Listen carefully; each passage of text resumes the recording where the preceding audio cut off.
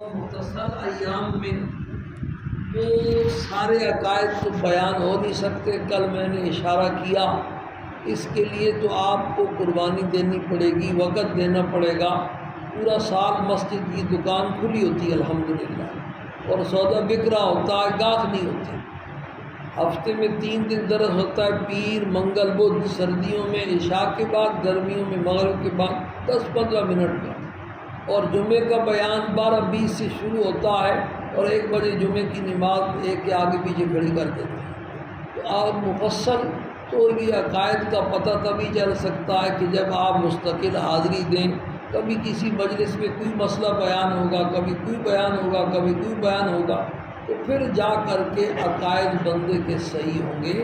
اور عقائد کی فکر اپنے اپنے بیوی بچوں کی، گھر والوں کی کریں. اگر موت کے بعد وہاں اکٹھا رہنا چاہتے ہیں اور جنت میں جانا چاہتے ہیں، عقائد کے بغیر کوئی بندہ مسلمان نہیں ہو سکتا. جیسا کہ میں نے اشارہ کیا، کتنی فرقے ایسے ہیں جو اپنے آپ کو مسلمان کہتے ہیں، لیکن قرآن و حدیث کے ماہر علماء متفق ہیں کہ وہ پکے کافر، ان کے کفر میں کوئی شک شبہ نہیں.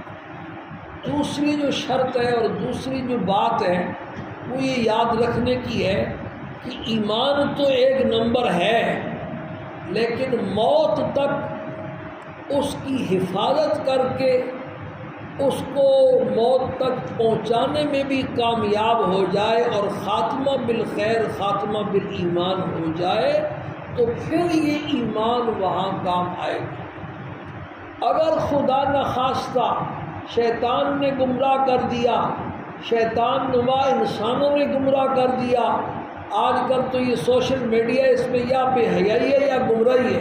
ہر بندہ اٹھ کر کے جو ہے نا مذہبی اسکالر بن جاتا ہے، نہ داڑھی اور نہ مونچھ. ساری زندگی سکولوں میں گزری، یونیورسٹیوں میں اور کالجوں میں گزری، انگریزی پڑھتا رہا اور آخری عمر میں جا کے قرآن کا مفسر بن گیا، حدیث کا محدث بن گیا، مذہبی اسکالر بن گیا اپنے مطالعے کی بنیاد پر. اور اس نے قرآن و حدیث جو ہے نا میڈیا میں آ کے بیان کرنا شروع کر دیا. اس دن بھی آپ کو غالباً میں نے سنایا ہے، ایک ایسا آدمی جس کی نہ داڑھی ہے نہ مونچھ، بالکل صفر سوا، کہتا ہے تراویح نام کی تو قرآن و حدیث میں کوئی نماز ہی نہیں ہے. 1400 سال سے مسلمان پڑھ رہے ہیں، یہ غلط کام کر رہے ہیں. اس طرح کے اور بے شمار مسئلے. تو آج کل گمراہی کے فتنے حدیث میں آتا ہے کہ آپ صلی اللہ علیہ وسلم نے ارشاد فرمایا، قیامت کے قریب ایک ایسا زمانہ آئے گا کہ آدمی صبح مومن ہوگا تو شام کو کافر ہوگا، شام کو مومن ہوگا تو صبح کیا ہوگا؟ کافر ہوگا. شیطان نے بڑے بڑوں کو نہیں چھوڑا، ہم کس شمار میں ہیں. شیخ عبد القادر جیلانی رحمۃ اللہ علیہ آخری زمانے میں جنگل میں تشریف لے گئے تو ایک ایسی سفید روشنی جس نے پورے آسمان کو گھیر لیا اور حضرت کو بھی گھیر لیا اس روشنی نے. اس میں سے آواز آئی، عبد القادر تو نے دین کے لیے بڑی محنت کی ہے، آج کے بعد میں نے نماز روزہ تجھ سے معاف کر دیا. پیران پیر شیخ عبد القادر جیلانی رحمۃ اللہ علیہ نے پڑھا، لا حول ولا قوت الا باللہ العلی العظیم، اعوذ باللہ من الشیطان الرجیم. شیطان تو مردود ابلیس ہے، اللہ نے اپنے پیغمبر سے نماز روزے معاف نہیں کیے، ان سے بڑھ کر کے دین کے لیے قربانی دینے والا کون ہو سکتا ہے؟ میں کون ہوتا ہوں کہ اللہ نے مجھ سے نماز. تو اس نے فوراً پینترا بدلا، کہتا ہے عبد القادر تم سے پہلے 70 ابدال ایسے گزرے ہیں جن کو آخری عمر میں نے اس طرح گمراہ کر دیا. تجھے تیرے علم نے بچا لیا، اگر تو عالم نہ ہوتا تو تو بھی پھنس جاتا. شیخ عبد القادر جیلانی نے پھر اعوذ باللہ پڑھی اور ارشاد فرمایا کہ مردود یہ تیرا دوسرا حملہ ہے، مجھے میرے علم نے نہیں بچایا بلکہ مجھے میرے اللہ نے بچایا. اگر اللہ کی توفیق شامل حال نہ ہوتی تو شیطان تو بھائی آخر تک لگا رہتا. موت آتی ہے تو ایک فرشتہ اس کو ایمان کی کرتا ہے تلقین، اور شیطان اس وقت بھی اپنا کام کر رہا ہوتا. امام راضی رحمہ اللہ کا انتقال ہونے لگا، شیطان آ گیا. امام راضی بہت بڑے مفسر ہیں، 30 جلدوں میں تفسیر لکھی قرآن پاک کی، اور بڑے منطقی قسم کے عالم تھے. شیطان آ کر کے کہنے لگا راضی دنیا سے جا رہے تو کیا لے کے جا رہے اپنے ساتھ؟ امام راضی سوچ میں پڑ گئے، سوچ کے جواب دیا، اللہ کی توحید پر میرا ایمان ہے، توحید لے کے جا رہا ہوں. شیطان نے کہا توحید کی تمہارے پاس کوئی دلیل بھی ہے؟ تو امام راضی نے دلیل دی. شیطان نے اس پر اعتراض کر دیا کہ آپ کی یہ دلیل تو ختم، دوسری دلیل دی شیطان نے، اس پر بھی اعتراض کر دیا، وہ بھی ختم۔ تیسری دلیل دی، 100 دلیلیں دی امام راضی نے اللہ کے ایک ہونے پر، اللہ کی وحدانیت پر، اور شیطان تو سب سے بڑا عالم آدم علیہ السلام کے زمانے کا، وہ ساری دلیلیں توڑتا رہا۔ آخر میں امام راضی رحمہ اللہ کی اللہ نے مدد فرمائی، ان کے شیخ تھے شیخ نجم الدین کبرا، ان کی تصویر سامنے آ گئی۔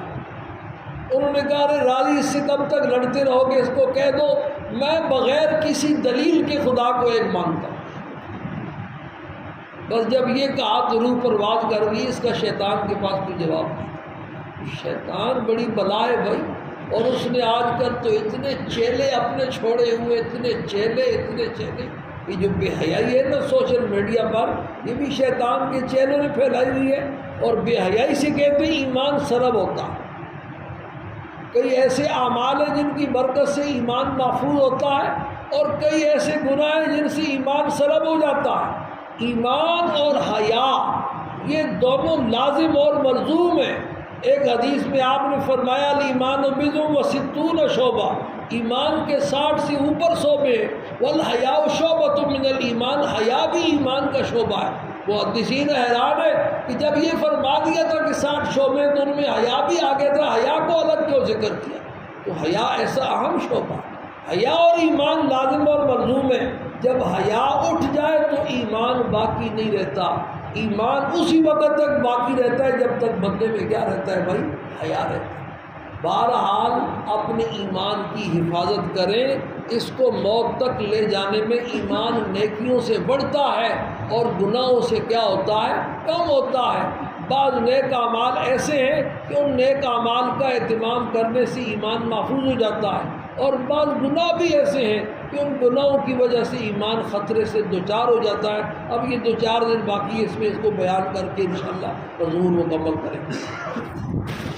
الحمدللہ رب العالمین۔